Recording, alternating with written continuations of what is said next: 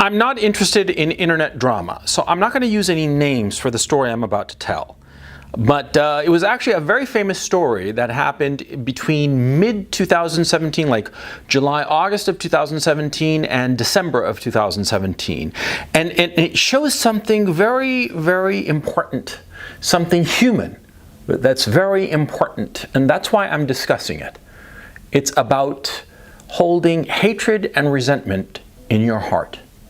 Okay, so the story goes like this, more or less. There was this YouTuber, okay, and he had like 130,000 subscribers. I mean, fairly successful, right? And the thing is, his content was basically, you know, he talked about contemporary culture and politics and a little bit of history, right? And let's face facts, the videos that he made, they weren't very good. I mean, they were very well produced, and they sounded great because this guy has this British accent that he would sort of like overemphasize. He's actually not British, but he would have this, he would speak in this British accent and slightly emphasize it in order to appear really smart. But actually, if you started paying attention to what he was actually saying, you realize that he was kind of ignorant. And that was a big problem. You see, this kid was a high school dropout, and you could tell that he had a big chip on his shoulder about the fact that he was uneducated and whatnot. I mean, it really bothered him, and he went out of his way to show how smart he was, how educated he was. When he wasn't really educated, he made a lot of basic mistakes on factual points, and quite frankly, he was rather stupid. He was rather stupid and arrogant and just a generally unpleasant person, but you know, there are all kinds of personalities on YouTube. I'm not exactly the most pleasant guy in the world either, so you know, who am I to talk, right? But that was more or less this guy's thing. You know, he was like supposed to be this big brain, and he would talk about culture and politics, okay? And what happened was that, see, I made fun of him. Yeah, I basically pointed out that the emperor had no clothes, that the guy was not very smart, and that he was faking his accent to sound smarter than he actually was. And the guy had a complete freak out over this. I mean, he really lost it over the fact that I pointed this out. And I became enemy number one. I became like the object of his jihad, and he was gonna get me good. I mean, the guy set up a Discord server and tried to gather all kinds of information about me personally. Now, this was back in the day when I was posting under a pseudonym, right? Not my actual name as I am now. And so it was not obvious who I was, what my name was, where I was coming from, and he was hell-bent for leather on finding everything out about me and everything negative about me. He wanted to smear me. He wanted to not like expose me, because there's not really anything to expose about me, but rather smear me. You know, destroy me. He wanted to annihilate me. He couldn't annihilate me with the content, because it's the content I do now, you know, basically fairly commonsensical and hopefully solid advice for young guys. I mean, how the hell are you going to discredit that, right? So he couldn't discredit me on the strength of my content. He couldn't like argue against my content. So he had to argue against me, discredit me, smear me. That's what his goal was. But his goal expanded, because in his efforts to find out who I was, which was not obvious, was not easy for him, right? In his efforts to find out who I was, my actual name, he also started finding information about other YouTubers, other people that were on the dissident right, who were, you know, against the mainstream, call it what you will. And he started assembling, I swear to God, an enemies list, right? This was, you know, in mid 2017, the summer of 2017 into the fall of 2017. I mean, he was just, he was like this, like a jihadi, man. It was very ironic, because this guy had done all kinds of videos against Muslims, right? And against radical Muslims. And here he was behaving exactly like a jihadi, right? Trying to get me at all costs and trying to get all these other people as well. Anyway, what happened was that, see, this all blew up in his face, because come December, right around Christmas, it'll be exactly 2 years ago now, all of a sudden there were these leaks from this Discord server, a Discord server full of the personal information from a couple of dozen YouTubers and online personalities. And people who had never done him any harm, people who had never interacted with him, just a bunch of people. And it came out too that this individual, this very insecure man, this guy full of hatred and resentment, had contacted a reporter for the New York Times. Yeah, he was going to spill the beans and expose all these YouTubers who were alt-right Nazis, who were evil people, you know, and he was all set to hand over all of this information, personal information, to this New York Times reporter to do this gigantic hit piece. The New York Times would eventually do such a piece. And the funny thing is that it appeared, you know, on the front pages of the New York Times, and my face is on it. I made the cover of the New York Times, above the fold, I'll have you know. Damn funny. But anyway, this young man, he wanted to annihilate his enemies. That included me. I was enemy number one, but all these other YouTubers as well. And he was found out. And he was found out, and then he did something really, really dumb. Yeah, rather than admit that he had done this, that he had been gathering all of this information in order to dox people, to dox them and potentially destroy them, you know, really hurt them in the real world, hurt them with their employers and their families and whatnot. I mean, that was the goal. He wanted to discredit all these people, not only me, right? Well, when he was found out, he blamed it all on one of his associates. And this associate of his had recorded conversations of this very resentful and hate-filled young man. Recorded conversations that he had had. And, you know, he did this video blaming this associate, saying that the associate had done it. He did it, Your Honor. He's the guilty party. But then that associate released these recordings that proved for a fact that no. It all came from this young man with the fake accent. This young man with the fake British accent who tried so desperately hard to seem smart and clever and educated. Yeah, he was a liar. And this young man was completely blown out of the water. And his channel collapsed. His channel completely collapsed. His viewers, his subscribers ran from him as quickly as they possibly could. Like, you know, like people jumping off the Titanic, for crying out loud. They knew a sinking ship when they saw one, and this was one. This young man's subscriber count went from 130-odd thousand. It just like, just plummeted, yeah? And the guy just disappeared from the internet for a good long time, for like 8 months or so. I mean, just vanished from the internet. Yeah, in shame, rightfully so. Because he had been caught red-handed, and he had had the opportunity to say that he was sorry, that what he had done was wrong, but instead of that, he blamed somebody else, and that somebody else had come back with these recordings, and this gigantic pile of crap fell on his head. And, you know, he went away. Oh, what else was he going to do? Nothing, you know, there was nothing to do except say you're sorry. That was the one thing he could have done. The one thing that he could have done that he did not do, he could have said that he was sorry. So in most of 2018, this guy is gone, underground, right? He surfaces again, and the first thing he does this video, just crapping on me some more, you know, doubling down on all his silly accusations, because they're silly and they're not true, and they're just done to smear me. And more to the point, and this is the part that gets really interesting, and this is the object lesson that I want you to internalize. You see, he had to smear me and demonize me and make me seem like the most awful person possible, because that was the only way he could excuse his behavior without having to give an apology. See, by saying that I was a demon incarnate, a fraud, a con man, evil, just you know, I eat little babies for breakfast, for crying out loud. I mean, he had to say that, because only by painting me in the most negative light could his actions be somewhat excusable, okay? Not even fully excusable, but even somewhat. He couldn't take the step of saying, I was wrong, and I never should have done this, and I got wound up in my resentment and dislike for this guy, Gonzalo Lira, and I got so wound up that I had to, I couldn't stop myself, and I had to go after him, and I used methods that were wrong, and I'm sorry. He couldn't say that. He could not, constitutionally. It was impossible for him to do it. And so during 2018 and into 2019, right, he continued. He continued putting out these little videos, and steadily his subscriber base kept on falling, you know. It was sort of like every time he'd put out a video, yeah, people would be reminded that, oh, he was still around. Click unsubscribe. And that's how it was. People didn't want to have anything to do with this poor young man.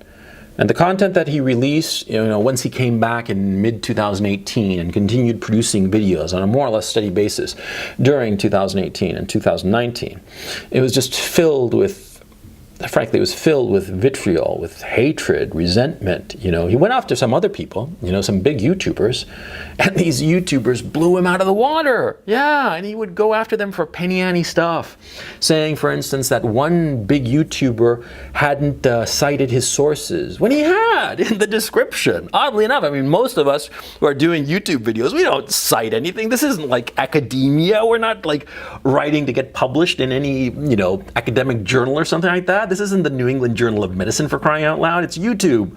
And we don't cite anybody, but this guy actually had, okay? This poor young man, full of hatred and resentment, was blown out again. And by this time, it was just funny. It was just damn funny, for crying out loud.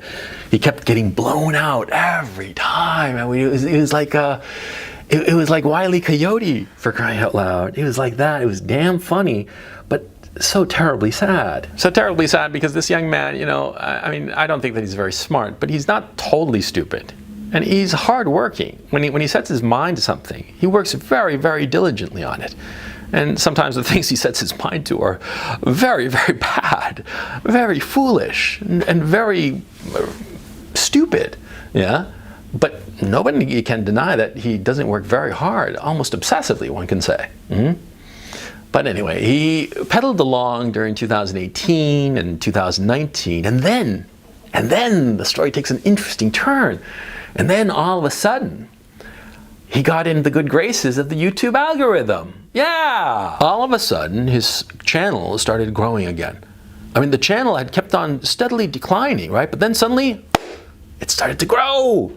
And not by a little bit, not like, 50 subscribers here, 30 odd subscribers there. No, by like 500, 1,000, 2,000 subscribers a day. I mean, the guy really started skyrocketing, right? Somehow the videos that he started to put out, which tended to lean a lot more to the left than what he had been doing before, he started to really skyrocket among the BreadTube YouTubers, right? The whole lefty YouTube. He really started to grow, and he started to finally come back to his old numbers. But here, precisely at this moment, here is where the true tragedy ensues. And it's a tragedy that we are seeing now, and the climax will soon be arriving. And let me explain. See, this young man, full of hatred and resentment, this young man who never apologized for his behavior, who kept on doubling down on his behavior, right? He continued to do his videos, and when the YouTube algorithm, in its mindless wisdom, decided to elevate his channel and show his content to more potential subscribers, and therefore gain more subscribers, right? Well, what happened was that, see, the hatred and the resentment in his heart just started to burn brighter. It started to burn brighter, and he started coming up with all of these ideas to get back at his enemies. His Twitter feed, you can see it every day. It's just a relentless attack on his enemies and just stewing in his resentment. For 2.5 years, the guy has been feeding off of his resentment. And now that things are starting to turn around for him, things are he's getting back on top of the wheel, right? He is thinking to himself that it is not a testament to his determination and single-mindedness. No. He's viewing it as an opportunity to really get back at his enemies, to really go after the people who did him wrong, to really go after those people who threw him under the bus. And he's going to get them all. Yeah, somebody who's in a position to know told me that this guy is setting up some sort of new Discord server to go after his enemies. Oh my God. Yeah. I'm assuming that I'm on that list. I'm unconcerned about it, frankly, because again, it's like Wile E. Coyote. He's going to try to go after me, try to go after other people, try to smear us all again with God knows that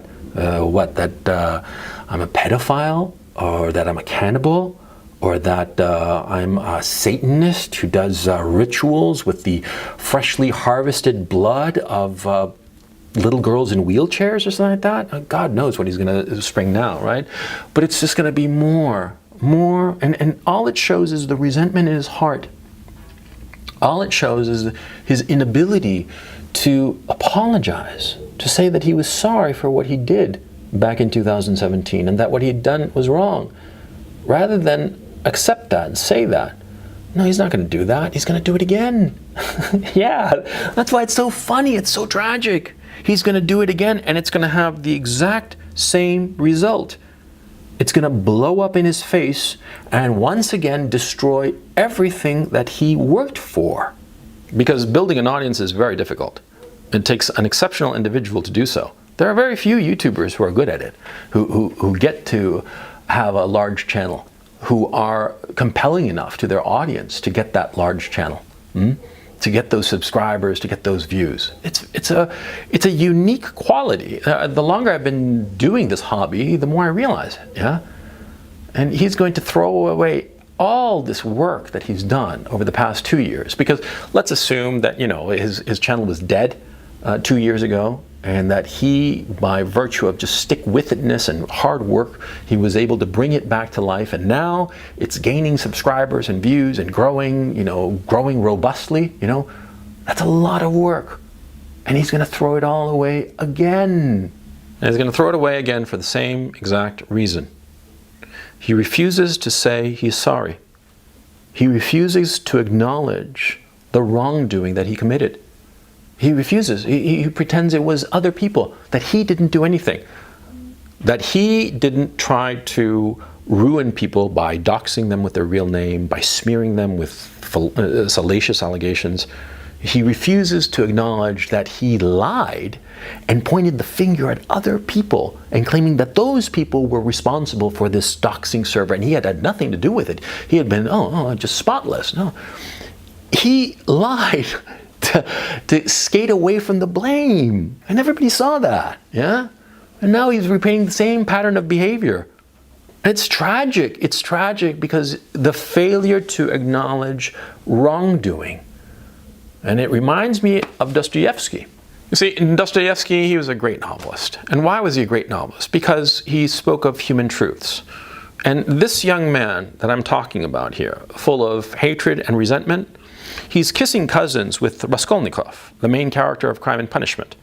Now, of course, in that novel, the crime is much more severe. Raskolnikov murders a moneylender, a woman, as well as the woman's servant. Murders them in cold blood because he needs money. I forget actually if he couldn't pay her or he stole money from her. It doesn't really matter. He murders these two women, and the guilt eats him alive. And eventually he's caught. He's caught because the guilt and resentment flower in tells, flowers in him leaving clues. And the police, they're not stupid. The police are rarely stupid. People think that they're stupid. Very bad criminals think that the police are stupid, but they're not. They're very clever. They're very smart. And they realize that Raskolnikov is guilty. And eventually he is captured and convicted and sent to jail.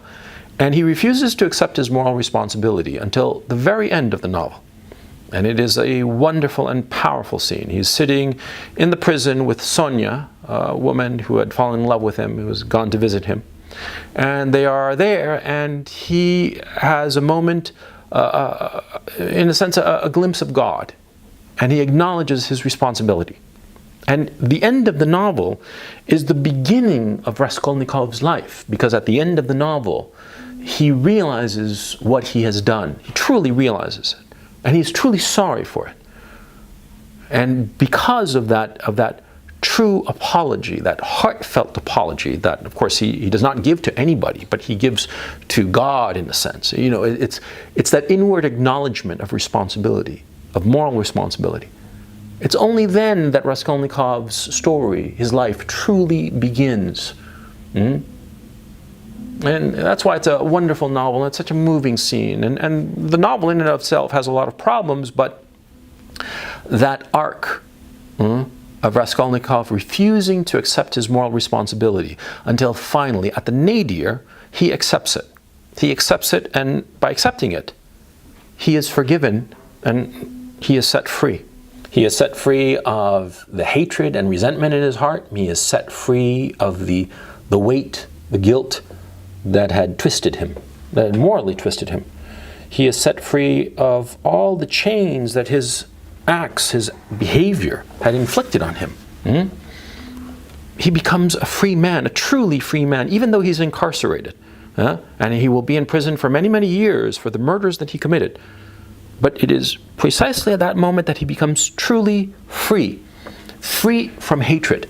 This young man that I've been talking about, right? He had an opportunity to free himself of that hatred and resentment when he was at the nadir of his life, when everybody was mocking him relentlessly, and he was gone from the internet for like a long time because nobody could take him seriously, because everybody remembered the lies that he had told and the evil stuff that he was planning on doing, trying to hurt people, and some names were big, like Stefan Molyneux and Black Pigeon Speaks. Some of them were small, like Blonde in the Belly of the Beast. Some of them were, just petty enemies, people who didn't like him or didn't like what he was doing, who had mocked him perhaps, or pointed out that what he was doing was wrong.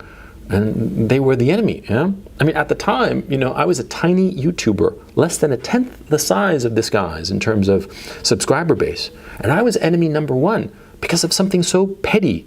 Me pointing out that he was faking his accent and that he wasn't very smart, because he's not. But this guy, he got to the nadir of his life, and rather than acknowledge what he had done, his moral responsibility, it was the other guy who did it. The other guy who did it. Not me, I'm good. It's the other guy. It's tempting to do that. You have to acknowledge that it's so easy to fall into that, of thinking that, if everybody's attacking you, and they're coming after you, then everybody else is wrong and you're right, okay? Because you want to maintain a little bit of sanity, right? And it's understandable, especially at the heat of the moment. I mean, I can think to myself, when this all was going down in, December of 17, January of 18, right? Everybody attacking him relentlessly, and him trying to maintain them at bay, if only to maintain some psychic integrity. I can understand that, sure, that he'd be in denial, sure. It's understandable. You don't want to lose your mind in the face of this relentless onslaught coming from every corner of the internet, yeah? But after a few months, after a year, I mean, he should have realized, he should have acknowledged to himself, but he didn't. And now, with success, well, you see, you don't learn from successes, you only learn from failures. And so because during the time of his failures, he did not acknowledge what he had learned, and he did not ask for forgiveness. Instead, he held on to this resentment and hatred. Instead of letting go of that hatred and resentment and acknowledging what he had done, he continued on this path, even from the very nadir of his life and career. And now he is successful again. And so he thinks that it is because of his hatred and resentment that he is back. He believes that it is because everybody else is wrong and he's right, that he's going to go on this path of destruction. I already know the names of some of the people he's targeting, right? And some of them more or less know that it's coming, and some of them have no idea, right? I've reached out to them to tell them, to warn them, Hatred and resentment. This guy is going to make the exact same mistake, and this time it's going to blow him away. This time it's going to annihilate his life, yeah?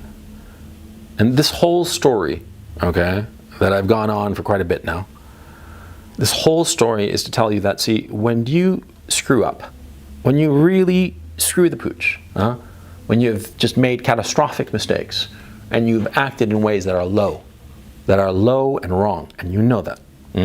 When you have behaved like a Raskolnikov, when you have done things that are beyond the pale, There is going to be the temptation to hold on to your hatred and resentment. But when the attention has died down, when it's just you and the dark night of the soul, what you have to do is acknowledge that you are wrong. Acknowledge the sins that you committed, if only to yourself, and ask for forgiveness. And perhaps there is no one around to ask for forgiveness. And perhaps, you know, the person you would ask for forgiveness is not there or cannot be reached. But you have to ask for forgiveness in your heart, and you have to let go of this hatred and resentment, because it will eat you up. And the worst thing that will happen is that if you hold on to it, and you get back on top of the wheel, as this young man, his fate has been, you get back on top of the wheel, you're going to inflict this hatred and resentment on everyone around you. And it's going to be horrifying. Okay, I'm not going to talk about this anymore because it's just boring and sad. That's the thing about it. It's just so sad. So sad to see somebody who could have been somebody, who is not without qualities and great qualities, but he's going to just destroy everything in his life again